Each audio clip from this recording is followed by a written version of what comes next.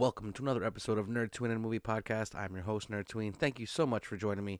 I have to admit, this is much later than I originally anticipated. I planned on doing this whole thing about CM Punk, and then I went down a rabbit hole of all of CM Punk's matches, most of them, and his big feuds and everything that he's done over his career. And I'm gonna be honest with you,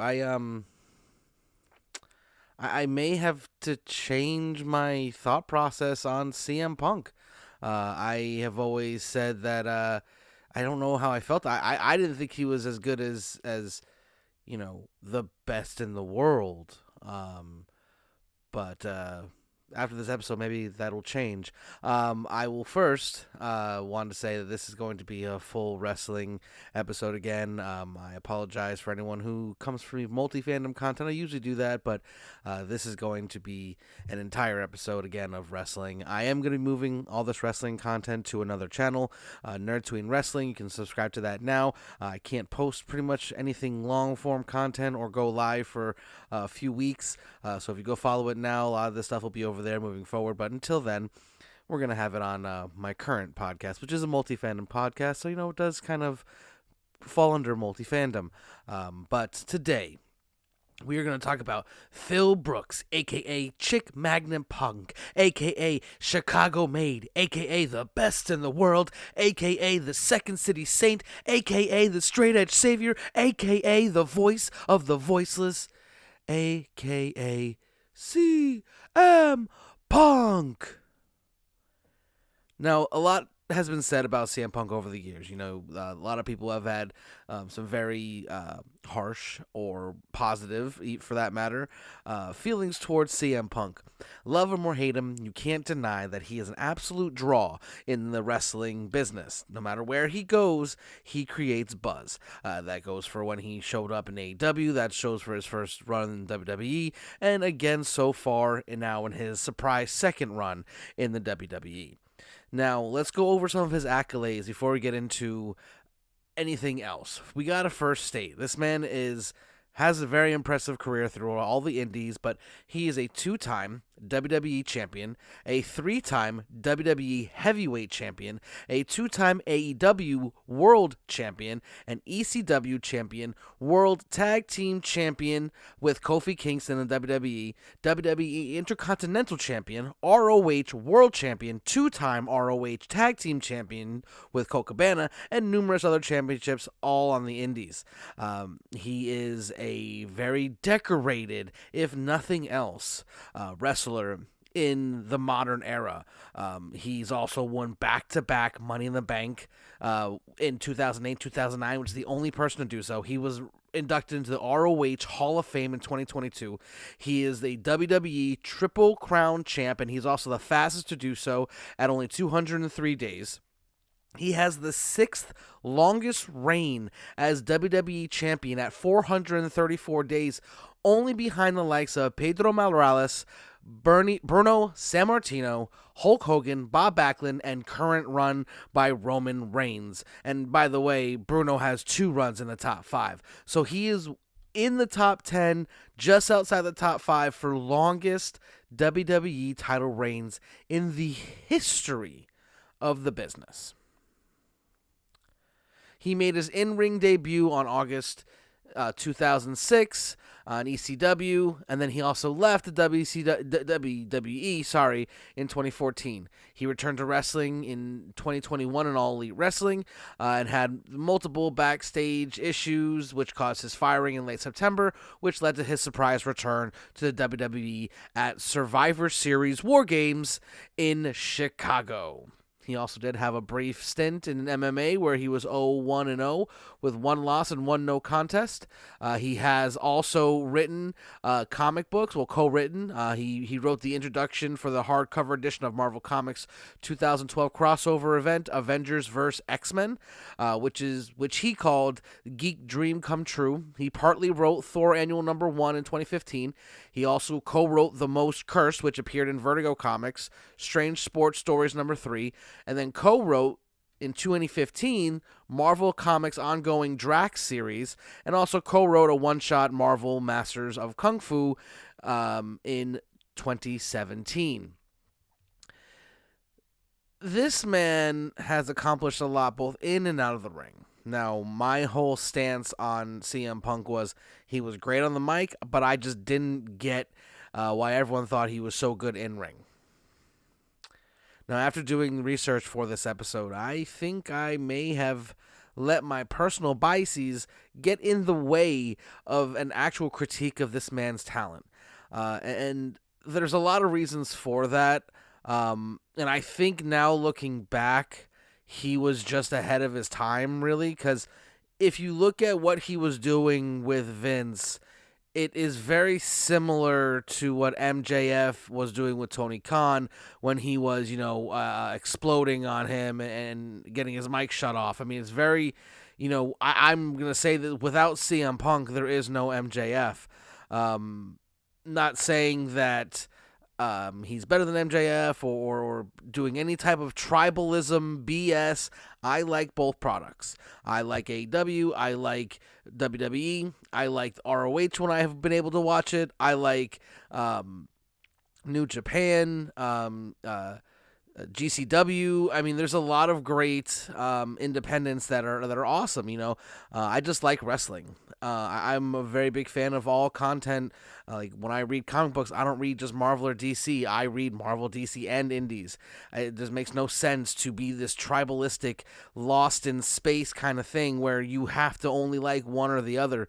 You can like whatever you like, but don't just like it because it's one way or the other. It's just, it's stupid. It really is. It's WWE or nothing. It's AEW or nothing. Get over yourselves. Like really. Like it's trying at this point. Okay, but I got off topic. And we're gonna talk about a few specific matches. But let's talk about Money in the Bank. Versus John Cena, July 17, 2011.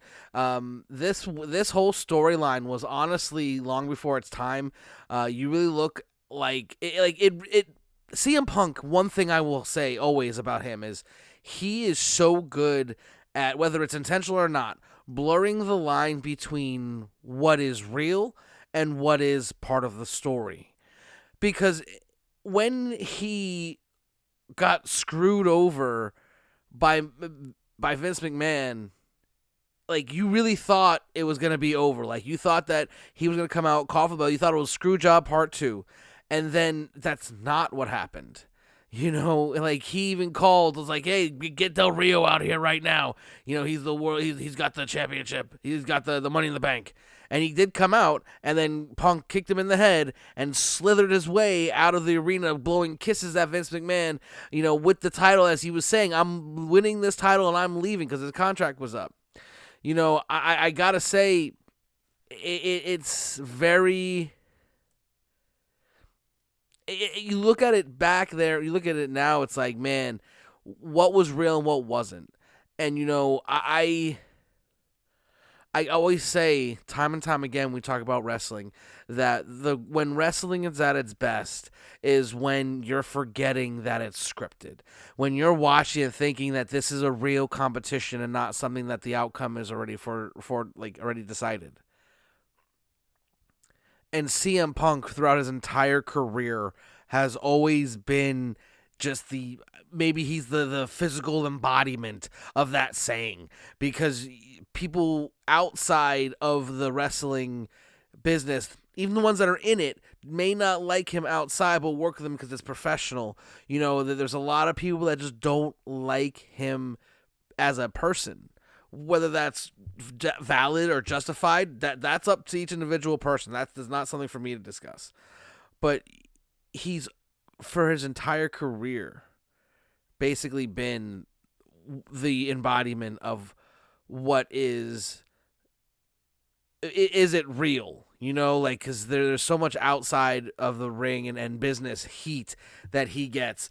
And, he's, really, he's been pretty, throughout his career, he's done some really impressive storylines. I mean, when he left, he was gone, and they went on moving with the fact that, they even kicked Vince out.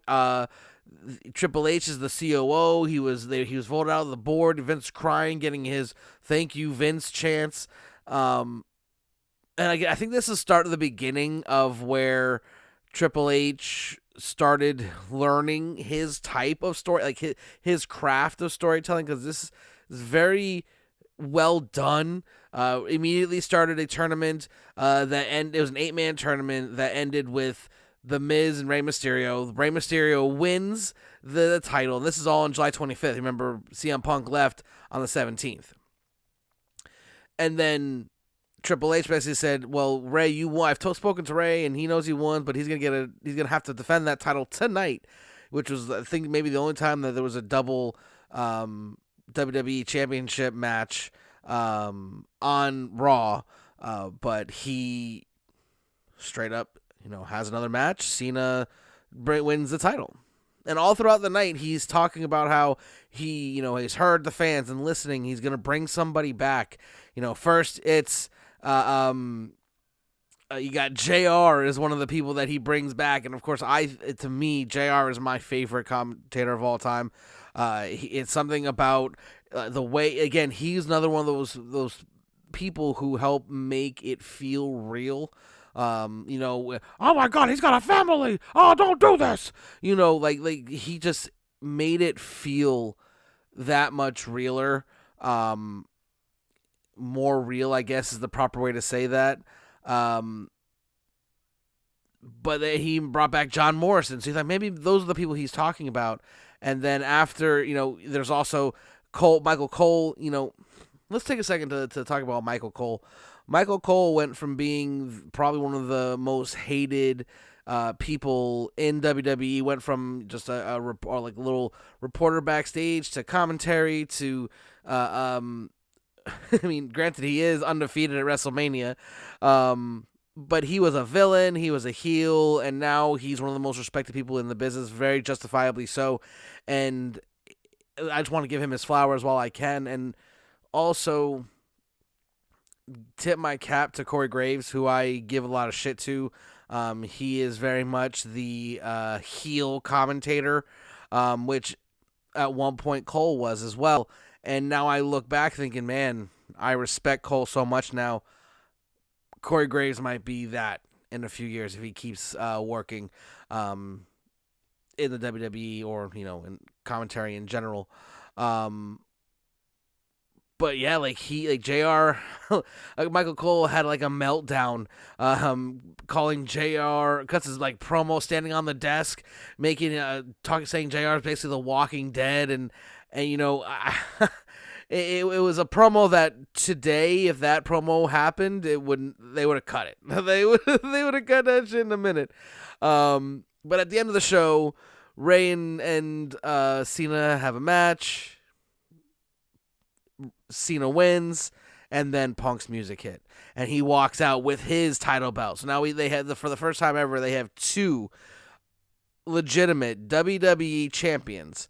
And then I looking back, I think a lot of my hate for Punk, and I don't want to say I ever really hated Punk. I was never a fan of his.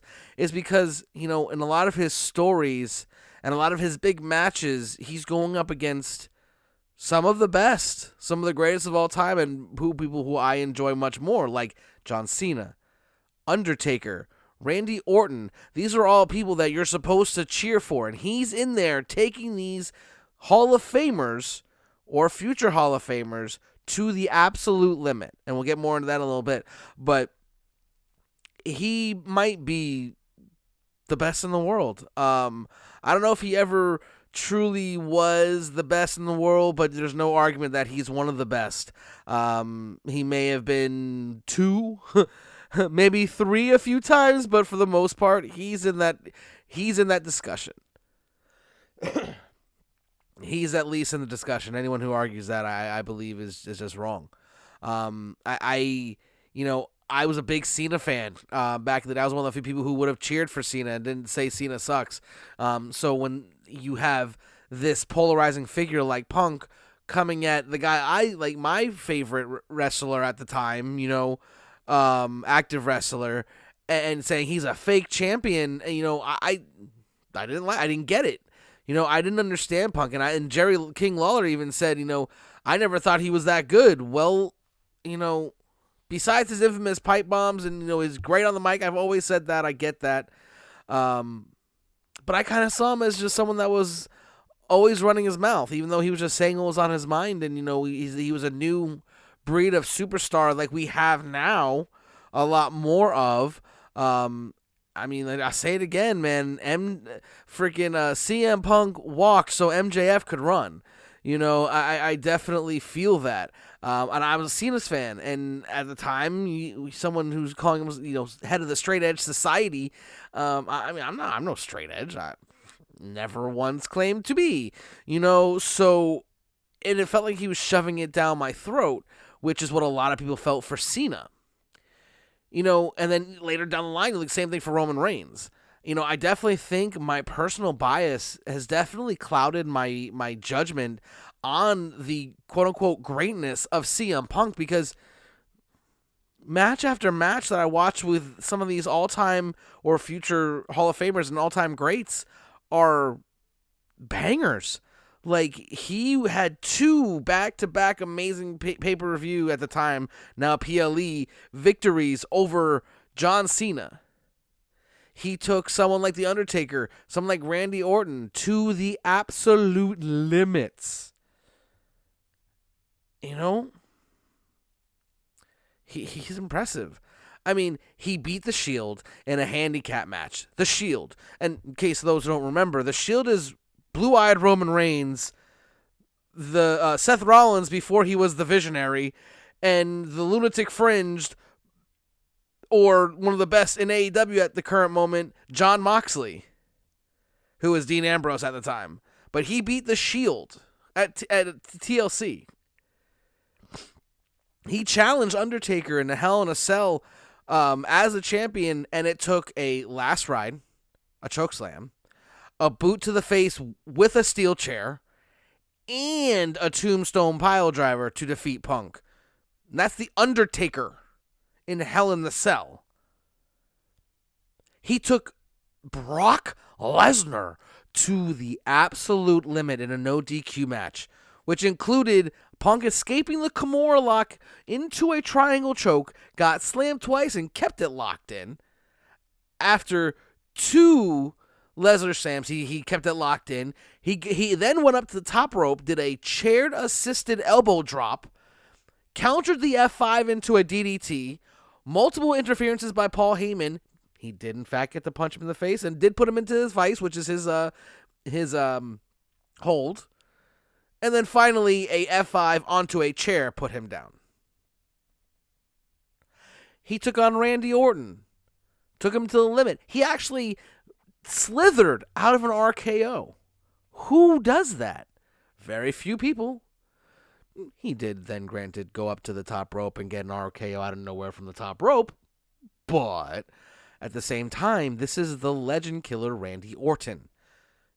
And he was really small at the time. Oh my God, go watch some old Randy Orton now that you've seen him super buff that like he is now. He's in the best shape of his life, and everyone better watch out. I cannot wait. Like, old Randy probably couldn't go head to head with Roman Reigns. This version absolutely can. And then he took a long break from the WWE and came back in AEW in 2021 and had feuds with Hangman Adam Page, Eddie Kingston, MJF, John Moxley, some of the biggest names in the company. Now, there's also was a lot of drama. There were 2 backstage altercations in the famous media scrum, that got him into trouble and got him eventually kicked out of AEW, which led to him coming back to WWE. But overall, if you look at everything he's done, if it was any other wrestler, we probably would be talking about him Hall of Fame capability throughout, every company he's ever been in. But because it's CM Punk, and because he's such a polarizing figure, and because he seems to bring the drama, allegedly, at least, he is not, by someone like me, for instance, up until probably today, thought he was not as good as everyone said he was. Watching all his stuff back now, he was ahead of his time. And I think that if he wasn't going up against all of my favorites, I mean, Undertaker, Randy Orton, I mean, these are, I wasn't a big fan of Lesnar, but, Cena, these are all people that I really enjoyed. And I found him annoying at the time. And guess what? He's going to go down as one of the greatest in the modern era. No questions asked, and maybe of all time. I am no longer I'm not a CM Punk fan. I'm a fan of CM Punk. And it really took him coming back to the WWE, and not because he came back to WWE, but because of what I have witnessed him do since he came back. His first promo was, it felt very disingenuous. The only thing I believed was that I'm not here to make friends, I'm here to make money. That's the only thing that I believed out of that entire first promo on Raw. But when he came to SmackDown, he called out basically everybody. Said he would work with Randy Orton. Said he would work with LA Knight. Said he wants to go at Roman Reigns. Remember, he was a Paul Heyman guy first. And then he shoots at Seth Rollins. This is... And then he goes to NXT. He makes a surprise appearance at NXT. He wasn't booked for it. It wasn't promoted for it, but he shows up. And he shows up in a Bret the Hitman Hart hoodie and talks to HBK in the ring. And they basically just... honestly looked like they both just forgot what they were supposed to do because the moment was just so big. There should never, the fact that hell froze over, as he likes to say now, and he's in an NXT ring with the legend HBK. I mean, he took a selfie with him. And then they had to play Punk's music just to get it keep going. And then, he runs into Cora Jade backstage, and Cora Jade is literally probably one of the biggest CM Punk fans on the planet for her entire life. He walked up, they even did a little special for it, a digital special. So go watch that if you get a chance. It's a really nice moment. He basically said he's proud of her, and, that's something that she's probably waited to hear her entire life. But the question is, and he said, throughout this whole thing, this whole week was, I'm going to let the universe decide. Where should I sign? Whether that be Raw, SmackDown, or NXT. Now, if he was going strictly on the response of the crowd, granted it was a PLE, but he would be going to NXT. The NXT crowd erupted, and when he asked, should I sign with NXT, it blew the roof off the building. But you can make a case for him going anywhere.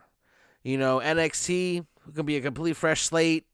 He would have all these young talent he could work with. I mean, imagine him and Ilya Dragunov. Imagine him versus Braun Breaker. Imagine him versus Carmelo Hayes. Trick Williams. There's some really great wrestlers down in NXT right now. Dijak. I mean, Tyler Bate, big strong boy. Or Raw, where, as he's stated numerous times, only one person doesn't like him, and that's Seth frickin' Rollins, who is on Monday Night Raw as the World Heavyweight Champion. Now, it makes sense to go there. He also has some friends there in Cody Rhodes, among other people that he could potentially have some fun with, like, Kofi Kingston, who he was once a tag team champion with. Who knows? I think Raw is the if you're from the business standpoint, since Randy Orton is now exclusively to SmackDown, you should put CM Punk on Raw. It makes sense.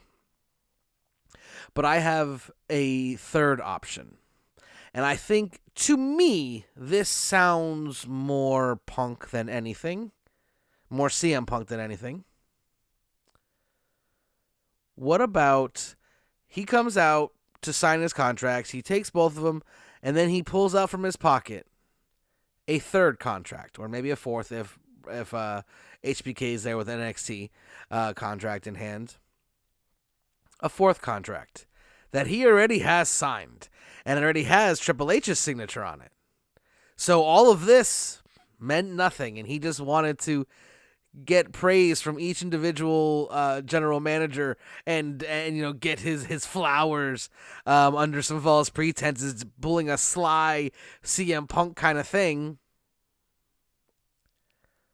And he says, I'm a free agent, and I'm declaring as number one in the Royal Rumble. And just walks off. Music hits, end of the show.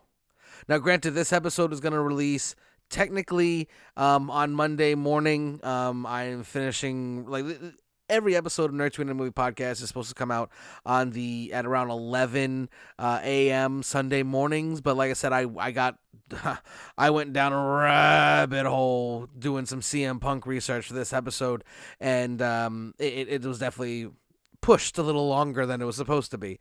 But we will find out, according to CM Punk, we will find out what brand he's going to sign with, whether it be Raw, SmackDown, or NXT, on Monday Night Raw on the 11th.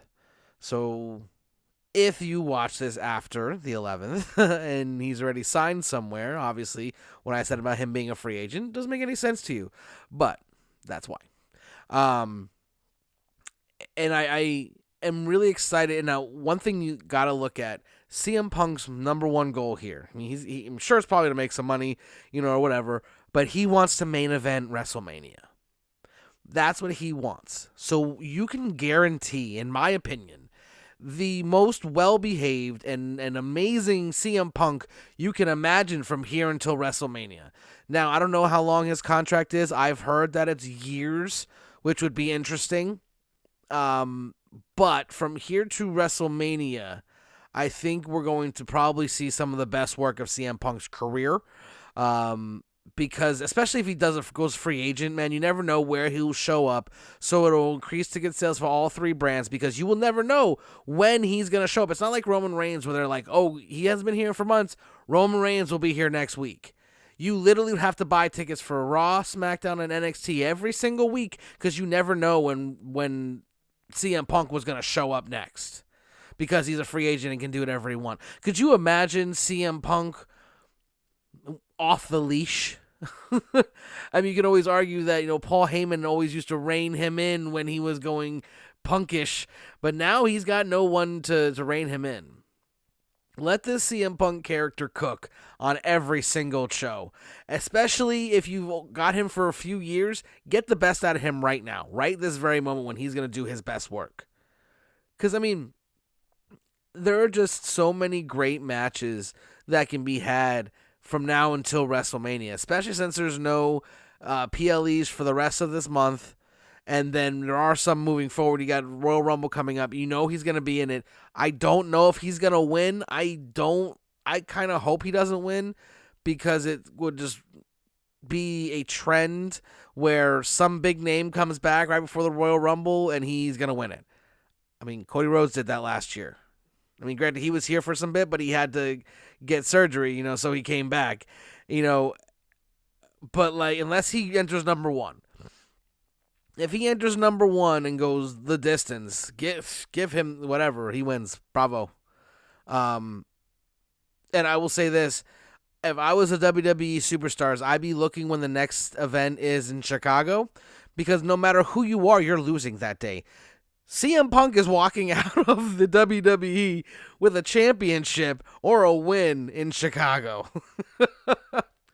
But yeah, I am really looking forward. Again, this is me talking as someone who was not a big fan of Punk's, who's now come around after all the research I've done on him, I'm really looking forward to see where this all leads. He's making every single episode of WWE must see.